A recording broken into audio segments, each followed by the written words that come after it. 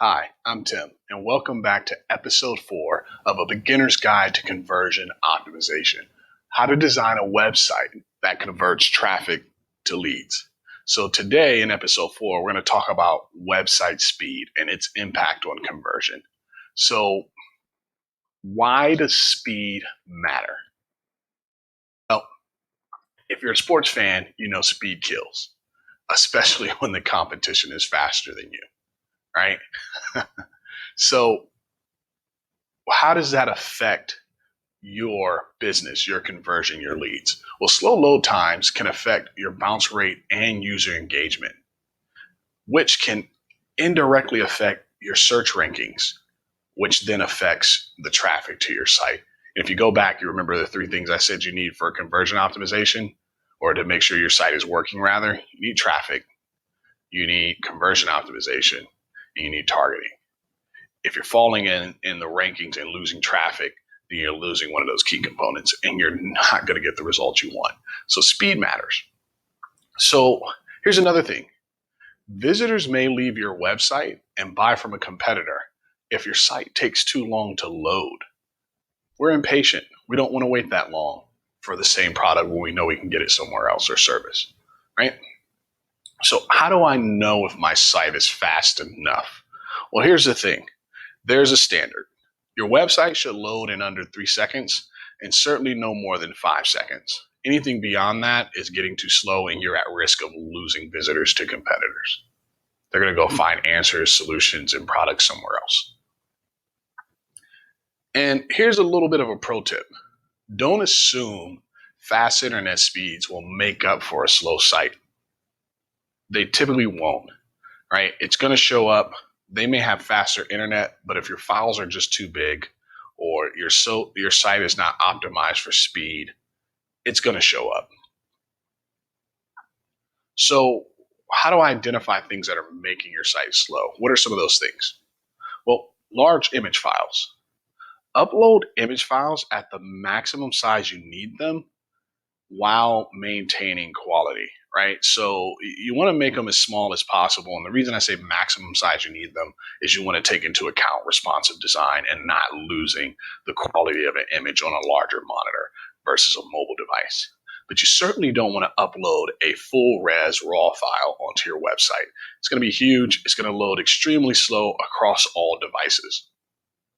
Be mindful also of video files. Video is just naturally a larger file format, right? It's a ton of individual images collectively in one file, right? That's essentially what video is, right? So you want to be mindful of that. You want to keep your video files light, short. Make sure that you're saving them out and optimizing them for web. And if you can, put them on a video hosting server like Wistia or Vidyard, where they'll handle the load, or even YouTube or Vimeo, where they'll handle the load and you can just pull it in and embed it on your site through a link, right? The other thing that people aren't always aware of is poor hosting. Hosting quality matters. You're buying the cheapest hosting, you're likely losing out on a lot of performance and security. So you want to be mindful of where you pay for hosting. Don't go for the cheapest guy. We all know those budget solutions out there, right? You're on a server with 1,000 other people, and any one of your neighbors on that server could potentially slow your site down or impact your performance. And so you want to be aware of hosting, right? The other thing is too many server requests. Server requests is when the browser goes to the server to pull files from your hosting to display them in the browser. And so if there's a ton of these requests, then that's also going to slow your site down. So you want to optimize the way your site loads as well, right? And then the last one is bulky code, which kind of bounces off of how your code is optimized to pull those files, but it's also how the page is structured. Having lean code, not using unnecessary lines of code to do simple tasks, and just being mindful of your code and not picking the largest, file type or coding language, I should say, right? So these are some things you want to be mindful of. There's more, but these are good to get you going. So how can I figure out if my site is slow, right? Well, here's a few tools we put together for you. first one is from Google. It's their speed insights, their page speed insights. You can go to this link, drop it in there, and they're pretty trustworthy. They're Google, right? Then there's tools like Pingdom, where they'll measure site speed. They'll measure how fast something makes it from the server to a particular location, which is great. And then there's Website Grader by HubSpot. All of these we deem as trustworthy tools to judge speed without bias, right? That's the main thing, is without bias. So that's the deal. Those are 3 tools you can use. All of them will give you results. They'll give you slightly different results because they're measuring maybe in a little bit of different ways, or they're emphasizing something more than the next thing. But all of them are pretty unbiased. So